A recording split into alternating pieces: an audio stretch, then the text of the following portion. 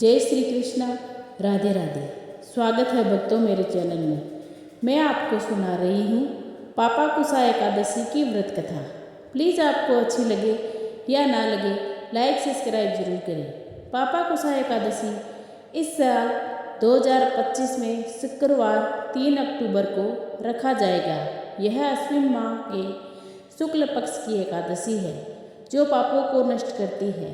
इस व्रत को करने से भगवान विष्णु जी की विशेष कृपा प्राप्त होती है और सभी मनोकामनाएं पूरी होती है।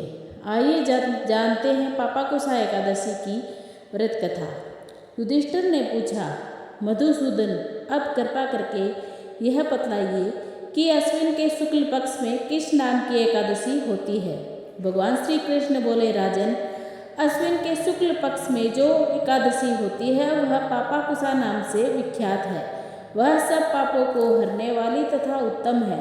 उस दिन संपूर्ण मनोरथ की प्राप्ति के लिए मनुष्यों को स्वर्ग और मोक्ष प्रदान करने वाले पद्मा नामक संज्ञक मुझ वासुदेव का पूजन करना चाहिए। जितेंद्रिय मुनि चिरकाल तक कठोर तपस्या करके जिस फल को प्राप्त करता है वह उस दिन भगवान गरुड़ ध्वज को प्रणाम करने से ही मिल जाता है।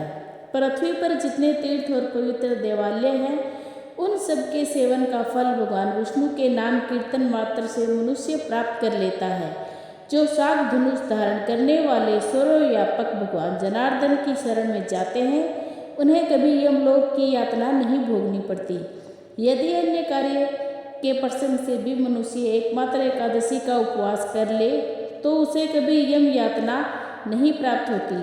जो पुरुष विष्णु भक्त होकर भगवान शिव की निंदा करता है वह भगवान विष्णु के लोक में स्थान नहीं पाता, उसे निश्चय ही नरक में गिरना पड़ता है। इसी प्रकार यदि कोई सेव या पाशुपत होकर भगवान विष्णु की निंदा करता है तो वह घोर नरक में डालकर तब तक पकाया जाता है जब तक कि 14 इंद्रों की आयु पूरी नहीं हो जाती। यह एकादशी स्वर्ग और मोक्ष प्रदान करने वाली है, शरीर को निरोग बनाने वाली तथा सुंदर स्त्री धन एवं मित्र देने वाली है।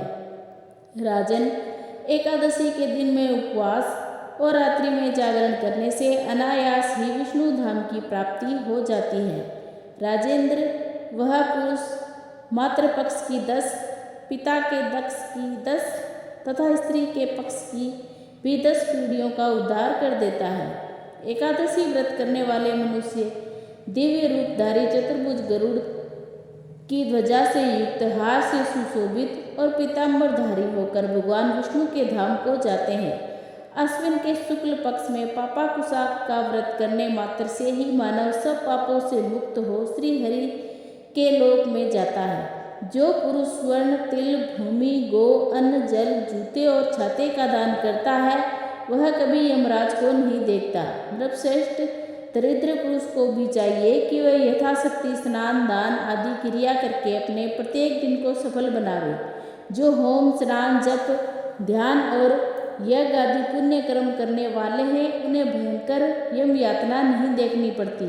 लोक में जो मानव दीर्घायु, कुलीन और निरोग देखे जाते हैं वह पहले से पुण्यात्मा हैं। पुण्यकर्ता पुरुष ऐसे ही देखे जाते हैं। इस विषय में अधिक कहने से क्या लाभ। मनुष्य पाप से दुर्गति में पड़ते हैं और धर्म से स्वर्ग में जाते हैं। राजन, तुमने मुझसे जो कुछ पूछा था उसके अनुसार पापा कुसा का महत्व मैंने वर्णन किया।